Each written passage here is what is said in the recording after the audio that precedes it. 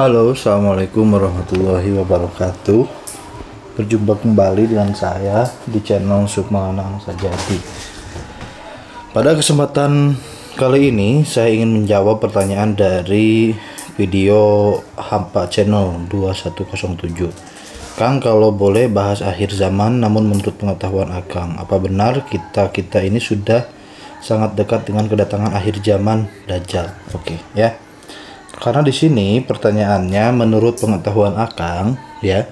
Itu artinya menurut pengetahuan saya akan membahas topik ini berdasarkan pengetahuan saya. Pengetahuan saya, ya. Bukan dalam sudut ilmu hikmah, sudut ilmu gaib dan sejenisnya, ya. Begitu. Jadi, apakah kita sedang berada di akhir zaman atau masih lama atau sudah dekat? Baik, begini, yang pertama kita harus paham bahwa dalil-dalil akhir zaman, tanda-tanda akhir zaman yang diceritakan di dalam riwayat-riwayat itu semua tidak memiliki tanda yang spesifik, ya. Yang pertama ada tanda, contoh, tanda gurun Arab itu menghijau katanya. Arab Saudi akan menghijau sebagai tanda-tanda kiamat. Nah, Anda mungkin belum pernah ke Arab, jadi Anda nggak tahu dan bisa dibodohi dengan topik itu. Arab Saudi itu udah hijau dari dulu. Memang ada musimnya di sana gitu loh. Ada waktunya hujan itu ada gitu. Ada waktunya hujan di sana, ada yang waktunya di sana tumbuh tanaman-tanaman gitu. Jadi menghijaunya Arab Saudi sebagai tanda-tanda kiamat adalah tanda-tanda yang sudah berlaku sejak ratusan tahun yang lalu sebenarnya gitu, karena Arab Saudi itu memiliki fase, memiliki musim di mana akan menghijau itu, ya. Jadi tidak ada tanda-tanda yang secara spesifik menyebutkan itu sebagai tanda-tanda kiamat sudah dekat. Tidak ada yang secara spesifik. Kenapa? Karena tanda-tandanya semua bersifat random. Tanda-tandanya bersifat random dalam artian tanda-tanda ini, ya, meskipun tanda kiamat satu muncul, nah, tapi ada tanda-tanda kiamat lain yang belum muncul. Nah, kemunculan tanda kiamat A dan tanda kiamat B ini tidak dijelaskan secara tersusun. Jadi kita nggak tahu mana tanda kiamat yang harus lebih dulu, mana tanda kiamat yang keluar paling terakhir. Kita nggak tahu mana tanda kiamat yang awal, mana tanda kiamat yang akhir. Jadi di dalam banyak riwayat disebutkan tanda-tanda kiamat itu secara random, tidak tersusun, secara acak, ya. Contoh, tanda kiamat matahari terbit dari barat. Oke, matahari terbit dari barat dan tanda kiamat Arab menghijau. Itu tidak disebutkan mana yang lebih dulu muncul gitu. Tanda kiamat keluarnya Dabah dan tanda kiamat Arab Saudi ditumbuhi tanaman, itu tidak dijelaskan mana yang lebih dulu. Jadi yang namanya tanda-tanda kiamat itu bersifat random dalam artian acak, tidak tersusun, tidak terstruktur. Kita tidak diberitahu mana yang lebih dulu, mana yang pertama, mana yang kedua, mana yang ketiga, enggak diberitahu. Itu yang pertama, ya. Anda pahami dulu bahwa semua tanda-tanda kiamat itu sebenarnya dijelaskan, diriwayatkan secara random, acak dan tidak tersusun. Itu yang pertama. Yang kedua, di video sebelumnya saya sudah menjelaskan mengenai piramida kebutuhan dasar manusia, Maslow Effect, ya. Anda mungkin ingat salah satu kebutuhan dasar manusia adalah tentang rasa aman.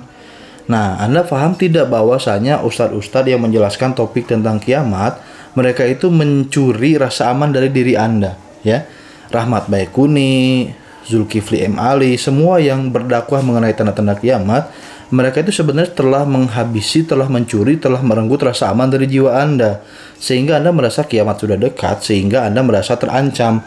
Dan kalau Anda merasa terancam, Anda akan mencari rasa keamanan yang lain. Makanya Anda nontonin terus ceramahnya dia yang berisi soal ceramah-ceramah kiamat itu. Nah, jadi itu poin yang pertama tadi, ya. Tanda kiamat munculnya random. Poin yang kedua, Anda harus tahu bahwa industri ceramah kiamat itu sangat besar, ya. Kenapa? Karena di industri tersebut orang bisa koar-koar seenaknya soal tanda-tanda kiamat. Karena tanda kiamat random, jadi setiap orang-orang yang koar-koar soal tanda kiamat, mereka berbicara menurut perspektif yang berbeda-beda. Mereka bisa bacotnya bisa seenak mereka karena memang tidak ada pagar di dalam tanda-tanda kiamat. Contoh, di dalam Islam itu ada pagar, ya. syahadat segala macam, sholat 5 waktu ya, ada pagar kan, jadi orang nggak bisa sholat 6 waktu karena ada waktu sholat yang 5. Nah sedangkan di dalam tanda-tanda kiamat itu random ya, dari mulai orang baru mualaf kemarin sore sampai orang yang belajar teori konspirasi ya, itu mereka bisa keluar-keluar dan bisa mengklaim diri mereka mengetahui tanda kiamat karena memang tidak ada pagarnya gitu. Nah misalkan Rahmat Baikuni menjelaskan soal Dajjal, UFO segala macam ya.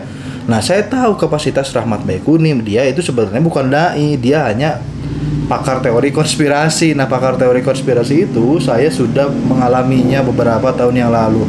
Saya pernah menjadi admin dari fanspage Illuminati Killers Indonesia pada tahun 2014. Jadi saya sudah sangat paham betul bagaimana orang-orang konspirator itu bermain. Konspirator itu orang yang suka cocok logi.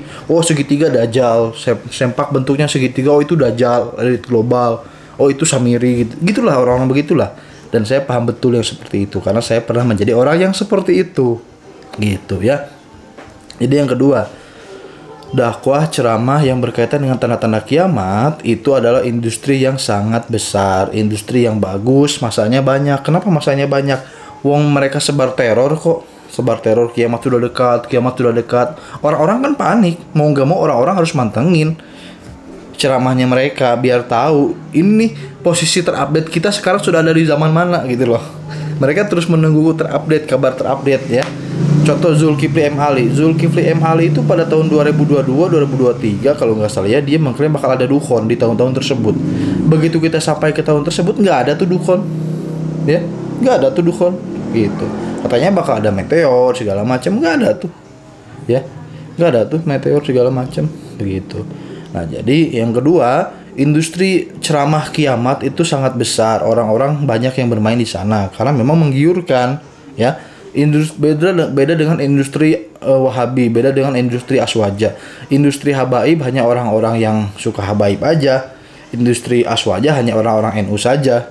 Industri Ahli Sunnah wal Jamaah, industri Ustadz Sunnah ya hanya orang-orang Wahabi saja. Tapi begitu ceramahnya industri kiamat, topiknya berkaitan tentang kiamat, semua golongan masuk di sana begitu. Jadi industri pasar market soal kiamat ini, market ceramah kiamat ini sangat besar, sehingga wajar banyak ustadz-ustadz kiamat yang menakut-nakuti Anda dengan kiamat sudah dekat, sebentar lagi kiamat segala macam begitu ya. Nah itu yang kedua. Yang ketiga, kita harus paham mengenai tanda kiamat satu persatu ya. Kita bahas yang paling mudah dibahas deh. Yang pertama soal Dajjal. Dajjal itu bukan nama, Dajjal itu gelar. Orangnya, nama aslinya kita nggak bakal tahu nama aslinya siapa. Dajjal itu ada di bumi selama 1 tahun 2 bulan 2 pekan. Dajjal. Setelah fase Dajjal ada fase Imam Mahdi. Imam Mahdi hidup di bumi 7 tahun. Ya, jadi berapa tuh? Anggap aja 8 tahun ya. Setelah Imam Mahdi, ada Nabi Isa. Nabi Isa hidup di bumi 40 tahun. Jadi sudah 48 tahun. Itu baru fase Nabi Isa loh, belum fase yang lain. Dan ingat, setelah fase Nabi Isa itu ada yang namanya fase Ya'juj Ma'juj. Berapa tahun kira-kira? Setelah Ya'juj Ma'juj itu ada fase hidup aman, damai, tentram sampai Nabi Isa mati. Begitu Nabi Isa mati, dikuburkan di samping makam Nabi Muhammad ya, orang-orang kembali melenceng. Ya. Jadi orang Islam yang sudah sangat dekat dengan Islam, orang-orang Islam yang sudah sangat dekat, sangat taat dengan Islam, tiba-tiba Nabi Isa meninggal. Nah orang-orang Islam yang taat-taat ini perlahan-lahan menjadi syirik, menjadi kafir. Terus seperti itu perlahan-lahan imannya goyah, makin hancur, makin buruk, makin absurd, makin kacau. Sampai akhirnya orang-orang Islam enggak mengenal apa itu Al-Quran. Bayangkan, orang-orang Islam sampai enggak mengenal apa itu Al-Quran. Setelah banyak orang Islam yang tidak mengenal Al-Quran, setelah banyak orang Islam yang tidak mengenal syahadat, tidak mengenal Nabi, muncullah Dabat Al-Ard. Dabat Al-Ard itu bakal menandai orang, lu Islam, lu kafir, lu Islam, lu kafir. Ya. Nah, nanti Dabat Al-Ard itu akan menandai orang-orang berislam. Orang Islam pada masa itu, mereka dianggap sebagai orang Islam jika mereka tahu Allah dan Muhammad. Itu doang. Nggak bisa ngaji, nggak bisa sholat, nggak bisa syahadat, nggak bisa sholawat, nggak apa-apa. Cukup tahu Allah dan Muhammad, itu dianggap sebagai orang Islam. Nah, orang yang seperti itu yang dianggap sebagai orang Islam oleh Dabat Al-Ard. Orang-orang Islam yang cuma tahu Allah dan Muhammad itu diketok kepalanya, dikasih tanda sama Dabat Al-Ard. Nah, setelah dikasih tanda sama Dabat Al-Ard, akhirnya apa? Akhirnya datanglah angin lembut dari Yaman yang mematikan semua orang Islam. Kemudian matahari terbit dari barat. Nah, sekarang saya minta logika Anda bermain. Islam dari zaman Nabi Muhammad sampai sekarang 2024 itu sudah berapa tahun? Sudah 1500 tahun. Mau 1500 tahun ya. Sudah 1400 tahun lebih. Tapi selama 1400 tahun orang Islam masih sangat kuat Islamnya. Belum lupa dengan Al-Quran, masih ingat dengan Muhammad. Nah, kira-kira dari zaman Nabi Isa nanti perlu berapa ribu tahun untuk membuat orang Islam lalai dan lupa dengan Al-Qurannya. Orang Islam sampai nggak tahu apa itu Al-Quran. Bahkan orang Islam, Ka'bah dihancurkan, mereka diam, mereka nggak melawan. Karena mereka sudah saking tidak pedulinya terhadap agama. Kira-kira butuh berapa tahun sampai orang Islam dari keadaan sangat taat sampai ke keadaan paling buruk seperti itu? Butuh berapa ribu tahun kira-kira? Jika 1400 tahun saja orang Islam masih taat seperti sekarang, kira-kira perlu berapa ribu tahun untuk orang Islam agar dari yang sangat taat menjadi sangat tidak peduli? Kira-kira butuh berapa ribu tahun? Jadi orang Islam itu pada saat zaman Nabi Isa sangat taat luar biasa, sangat dekat dengan Islam luar biasa, ibadahnya sangat gigih, imannya sangat kokoh. Terus begitu Nabi Isa meninggal, dikuburkan, orang Islam perlahan-lahan syirik, kafir, murtad, perlahan-lahan melenceng, perlahan-lahan bid'ah lagi, perlahan-lahan ngaco lagi. Terus seperti itu sampai akhirnya orang Islam itu benar-benar tidak tahu Al-Quran itu apa, sholawat itu apa, sholat itu apa. Bahkan nggak ngerti sholat, rukun iman itu apa, rukun Islam itu apa, nggak tahu. Sampai keadaan seperti itu. Nah, begitu sudah orang Islam di dalam titik paling rendah seperti itu, pokoknya di zaman itu ya, orang yang disebut sebagai orang Islam itu syaratnya satu, tahu Allah, tahu Muhammad. Meskipun nggak tahu sholawat, nggak tahu syahadat, nggak tahu sholat, nggak tahu wirid, nggak tahu rukun iman, rukun Islam, mereka semua nggak tahu itu, cukup tahu Allah dan Muhammad, itu dianggap orang Islam. Sama dabat al-ard ditandain itu orang Islam, jidatnya ditandain ya. Nah, kira-kira perlu berapa ribu tahun dari keadaan orang Islam sangat taat sekali sampai sangat kacau sekali seperti itu? 1400 tahun saja, 1400 tahun saja dari zaman Nabi sampai sekarang orang Islam masih taat kok, masih kuat iman Islamnya. 2024 ini banyak orang Islam sangat taat ya. Kira-kira butuh berapa ribu tahun orang Islam dari titik sangat taat sampai sangat tidak taat? Sudah tentu sangat lama sekali ya. Itu. Terus kemudian matahari terbit dari barat. Kita bahas nih, matahari terbit dari barat ya. Matahari terbit dari barat bagaimana sih caranya? Anda yang tidak belajar mungkin bingung. Nah, saya sudah mencoba mempelajari itu. Matahari terbit dari barat itu mekanismenya seperti apa? Bukan planet buminya berbalik berputar, karena medan gravitasi itu masih tetap akan seperti itu gitu loh. Kalau medan gravitasi berbalik nanti kacau semua. Nanti bisa bertabrakan satu planet dengan planet yang lain. Nanti bisa kacau lagi medan magnetnya. Nanti bisa, wah kacau lah pokoknya. Jadi dalam sudut pandang ilmu pengetahuan, ini berdasarkan ilmu pengetahuan ya. Kalau mau cocok logi, sana saja belajarnya ke Rahmat Baikuni segala macam, bukan ke sini. Saya akan membahas dalam sudut pandang pengetahuan. Dalam sudut pandang pengetahuan, bumi itu, ya lempeng bumi itu bergerak. Lempeng bumi itu bergerak. Antartika itu dulunya bukan di situ. Kutub Selatan itu dulunya adalah wilayah yang subur. Kutub Selatan itu dulunya adalah wilayah yang subur dan bukan berada di kutub bumi. Kutub bumi itu begini kan ya. Kutub Selatan, selatan di bawah, ini kutub utara kan. Nah, dulu itu kutub selatan ini itu bukan di sini tapi di sini posisinya. Tapi karena pergeseran lempeng bumi akhirnya kutub selatan jadi di bawah. Nah, bumi itu bergeser seperti itu. Selamanya akan bergeser seperti itu. Dibutuhkan waktu ribuan sampai jutaan tahun, di atas 10.000 tahun ya. Minimal puluhan ribu tahun lah ya. Itu yang waktu yang diperlukan oleh bumi untuk pergeseran lempeng. Nah, sekarang lempeng bumi masih terus bergeser. Perlu waktu sekitar 500.000 sampai 1 juta tahun lagi, kutub utara bergeser ke atas. Itu artinya apa? Selatan ada di atas, utaranya jadi ada di bawah. Jadi begitu kutub selatan ada di utara dan kutub utara ada di selatan karena pergeseran lempeng bumi, maka arah terbit matahari jadi dari barat, bukan dari timur lagi.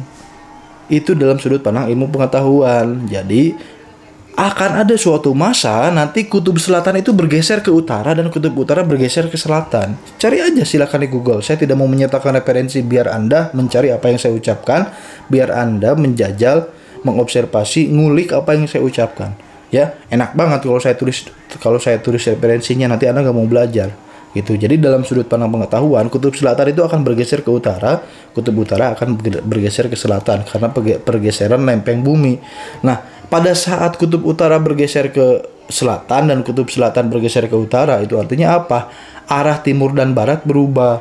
Matahari yang asalnya timur dari barat, jadi matahari yang asalnya timur ke barat, jadi barat ke timur. Bukan buminya yang berubah putaran, tapi posisi baratnya yang pindah ke timur, posisi timurnya yang pindah ke barat.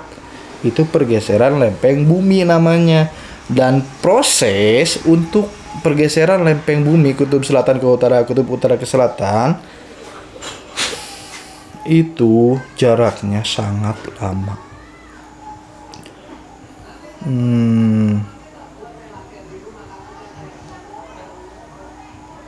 Sebentar ya.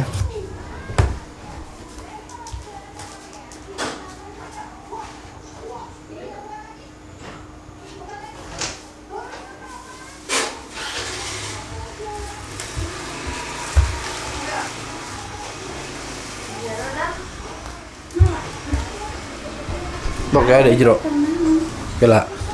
Oke ya, jadi itu tadi. Kutub bumi itu akan bergeser dan itu waktunya perlu waktu yang sangat lama untuk pergeseran kutub. Jadi begitu ada dalil matahari terbit dari barat, itu artinya apa? Memang logis secara ilmiah, secara pengetahuan itu logis karena nanti medan magnet bumi akan bergeser. Barat tidak akan di barat, timur tidak akan di timur ya. Begitu. Nah, itu soal matahari terbit dari barat segala macam ya. Nah, jadi yang ingin saya sampaikan adalah kalau berbicara soal akhir zaman, kita ini masih sangat jauh ke akhir zaman bagi saya pribadi ya. Perlu waktu untuk sampai ke proses datangnya Dajjal saja, saya meyakini itu masih ratusan tahun lagi ya, bukan puluhan, bukan ya, masih ratusan tahun, lebih di atas 100 tahun saya yakin itu. Untuk kedatangan Dajjal itu perlu waktu ratusan tahun lagi ya. Begitu. Jadi bagi saya pribadi, kiamat masih sangat jauh. Masih sangat jauh. Saya masih bisa tenang, masih bisa enjoy dan lain sebagainya. Ya, karena apa? Karena untuk proses kedatangnya Dajjal aja itu sangat ribet sekali. Sebenarnya kalau Anda tahu, harus ada dulu huru hara, harus ada dulu raja yang terbunuh, harus ditemukan dulu Thaifah Mansuroh dan lain sebagainya gitu ya, harus ditemukan dulu Thaifah Mansuroh segala macam itu. Dan begitu Dajjal muncul, Dajjal itu tidak langsung mengklaim diri sebagai Dajjal, dia akan keliling dunia untuk kampanye ya, karena Dajjal itu punya waktu di bumi cuman setahun 2 bulan 2 pekan ya, setahun 2 bulan 2 minggu. Itu waktu yang dijatah Dajjal untuk di bumi. Nah, dalam kurun waktu tahun tersebut itu Dajjal berkampanye begitu. Nah, yang ingin saya sampaikan, jadi kalau berbicara soal kiamat itu masih sangat lama, masih ratusan tahun. Tapi banyak orang Islam yang tolol, goblok, idiot. Idiotnya di mana, gobloknya di mana, tololnya seperti apa? Begini, terlalu repot ngurusin kiamat sampai lupa bahwa yang namanya mati itu tidak pernah nunggu Dajjal. Mati itu tidak pernah nunggu Dajjal. Mati itu nggak pernah bawa tanda-tanda. Yang namanya mati itu tidak pernah nunggu persetujuan Anda. Ya, banyak orang-orang yang berkoar-koar soal kiamat. Tapi ada nggak yang berkoar-koar soal dekatnya kematian? Kiamat ada tanda-tandanya, tapi yang namanya mati itu jarang ngasih tanda-tanda. Kiamat ada ciri-cirinya, tapi yang namanya mati itu jarang ngasih ciri-ciri. Nah, kiamat itu tanda kiamat itu masih ngasih waktu buat bertobat ya, tapi yang namanya mati jarang ngasih waktu buat bertobat, tiba-tiba datang tanpa angin, tanpa hujan. Jadi pesan saya, untuk apa repot lagi membahas kiamat kalau kematian Anda bisa datang hari ini juga ya. Kalau kematian Anda bisa datang kapanpun juga. Lagian buat apa ngurusin kiamat? Buat apa ngurusin kematian orang banyak, sementara kematian Anda sendiri ada di depan mata. Jadi saran saya, sudahilah omong kosong soal kiamat-kiamat itu. Itu omong kosong semua, itu bullshit semua, ya. Karena begitu Anda belajar soal tanda kiamat, kiamat semakin dekat, Anda bukan makin taat, Anda makin tertekan, Anda makin gak semangat hidup, Anda makin stres, bukan membawa manfaat. Saya pernah ada di circle orang-orang penggemar kiamat itu. Yang saya rasakan, hidup saya penuh teror, hidup saya penuh ancaman, saya tidak nyaman hidupnya, saya tidak enjoy hidupnya, saya tidak semangat kerja, saya tidak semangat usaha. Yang saya tunggu hanya kiamat, kiamat, kiamat. Jadi saran saya untuk Anda, tidak usah terlalu mementingkan kiamat. Kiamat itu omong kosong, kiamat itu bullshit, ya. Bullshit bukan berarti tidak ada, kiamat itu ada, tapi orang-orang yang keluar-keluar kiamat justru mereka yang bikin kiamat semakin jauh. Kenapa? Karena salah satu tanda akan muncul Dajjal adalah tidak ada lagi orang yang memperingatkan soal Dajjal. Begitu semua ulama, semua ustadz berhenti membicarakan Dajjal, itu tanda-tandanya kiamat sudah, Dajjal sudah dekat. Ya, begitu nggak ada yang bahas lagi Dajjal, itu artinya apa? Dajjal sudah dekat. Nah, sekarang Rahmat Baikuni, Zulkifli M. Ali, mereka masih membahas Dajjal kan? Itu artinya kalau mereka masih membahas Dajjal, Dajjalnya masih jauh, karena Dajjal nggak bakal muncul kalau masih dibahas. Begitu riwayatnya, silakan cari aja. Dajjal itu nggak bakal muncul kalau masih dibahas, kalau masih diperingatkan. Barulah muncul saat orang-orang berhenti membahas Dajjal. Ya, nah sekarang banyak ustadz-ustadz kiamat yang membahas Dajjal. Itu artinya Dajjalnya masih jauh. Jadi Anda nggak usah panik, Anda nggak usah repot. Ya, saran saya, berhentilah mendengar kajian-kajian kiamat seperti itu. Kenapa? Karena itu malah membuat Anda tidak tenang, membuat Anda tidak nyaman. Anda perlu yakin bahwa ada yang lebih dekat dari kiamat. Apa? Kematian. Bahkan ada sesuatu hal yang bisa membuat hidup lebih parah dari kiamat. Apa? Kemiskinan. Jadi kenapa tidak fokus memperbaiki diri untuk datangnya kematian? Kenapa tidak fokus meningkatkan kualitas diri agar hidup Anda tidak seperti kiamat? Kenapa tidak fokus untuk meningkatkan kualitas jiwa Anda agar Anda hidup nyaman, daripada Anda harus hidup penuh teror di bawah ancaman kiamat-kiamat? Begitu. Karena itu tadi saya bilang, ada yang lebih dekat dari kiamat. Yang lebih dekat dari kiamat adalah kematian. Dan Anda jangan terperdaya dengan ustadz-ustadz kiamat. Mereka membahas kiamat bukan benar-benar peduli soal umat, bukan benar-benar mereka ingin umat tahu. Bukan, tapi itu industri. Mereka sebenarnya nggak peduli Anda paham kiamat atau tidak. Mereka sebenarnya nggak peduli Anda sholat atau tidak, ya. Karena kalau memang mereka peduli Anda terhadap amal ibadah Anda, mereka nggak bakal bahas kiamat. Yang akan mereka bahas soal sholat 5 waktu, soal zakat, soal puasa. Yang akan mereka bahas soal pentingnya beramal, pentingnya berbagi, pentingnya bermanfaat untuk sesama. Kalau memang mereka peduli kepada Anda, tapi mereka tidak bahas itu. Mereka membahas kiamat, tapi mereka tidak peduli bahwa Anda puasa atau tidak. Mereka membahas kiamat, tapi mereka tidak pernah memperdulikan Anda zakat atau tidak. Mereka membahas kiamat, tapi mereka tidak peduli apakah Anda tahajud atau tidak. Itu artinya apa? Itu artinya mereka tidak peduli sama sekali kepada Anda. Mereka membahas kiamat bukan karena mereka peduli kepada Anda, tapi karena mereka tahu industri kiamat itu besar dan menggiurkan. Ya, saat orang-orang terancam dengan isu kiamat, saat orang-orang terancam tertekan dengan isu kiamat, otomatis orang-orang akan mencari rasa aman. Mereka ingin lebih mengetahui tanda-tanda kiamat yang paling jelas itu apa. Makanya kajiannya rame terus, karena orang-orang terus dibikin penasaran. Jadi kita semacam sedang ada di level kiamat, kita terus harus datang ke ceramahnya dia untuk mendengar update level. Sekarang perkembangannya sudah ada sampai mana nih? Iya, ceramah kiamat dibuat seperti itu memang biar ceramahnya rame terus. Ya, biar ceramahnya rame terus. Ceramah kiamat dibuat seperti itu biar ceramahnya rame terus. Jadi seakan-akan sekarang kita ada di titik mana ya? Ceramah ini, oh kita baru sampai titik A. Begitu kita mendatangi ceramah berikutnya, oh sekarang kita sudah ada di titik B. Terus seperti itu, dibuat update, dibuat berjenjang. Karena memang itu industri, karena memang itu ranah bisnis, bukan ranah dakwah bagi saya. Karena kalau mau dakwah, ada sesuatu hal yang lebih penting untuk didakwahkan. Kenapa nggak dakwah zakat? Banyak orang Islam yang nggak paham zakat. Kenapa nggak dakwah sholat? Banyak orang Islam yang nggak ngerti sholat. Kenapa nggak dakwah soal spiritual? Banyak orang Islam yang nggak ngerti spiritual. Kenapa nggak dakwah soal makrifat? Banyak orang Islam yang nggak ngerti makrifat. Tapi yang didakwakan malah soal kiamat yang semua orang sudah paham bahwa kiamat akan terjadi. Kenapa? Ya karena industrinya pengen seperti itu.